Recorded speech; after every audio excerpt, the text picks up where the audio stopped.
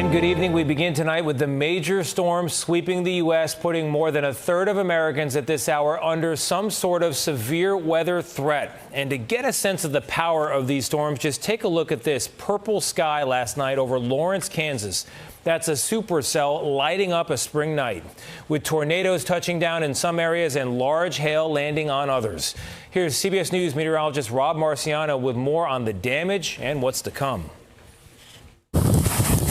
Tornadoes ripped across the Midwest, with menacing dark clouds turning day into night in Kansas and Minnesota Monday. Somebody is inside the tornado right now!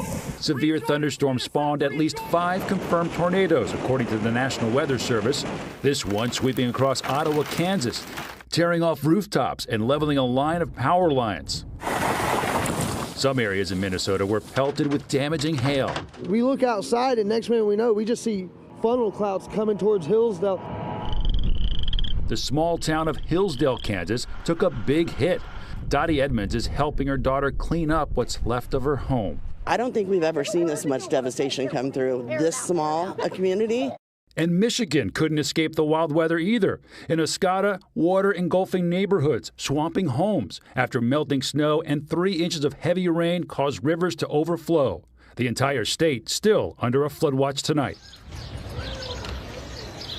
And not just flood watches, we have several severe weather watches up right now, so let's get right to it. It does include parts of the interior Northeast, upstate New York, recording a wind gust of over 60 miles an hour in Glens Falls, so that's under the gun. And then we've got Indianapolis as well, and that big tornado watch from just north of Chicago through Milwaukee back through Des Moines. That's in effect till 10 o'clock local tonight, and that is where things are popping right now, so keep an eye to the sky to there. Also, Wichita down through Oklahoma City, we're looking at thunderstorms that could produce some action. A level 3 of 5 in those areas through the overnight with giant hail and damaging winds, even if you don't get the strong tornadoes. Of course, this is being fed by the heat. Look at some of these numbers for potential records tomorrow in D.C. My goodness, up and over 90 in the next 2 days.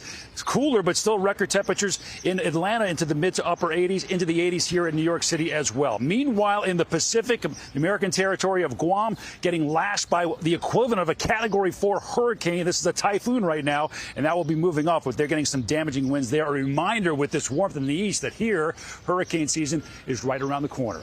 Tony? Sure is, Rob. Thank you very much.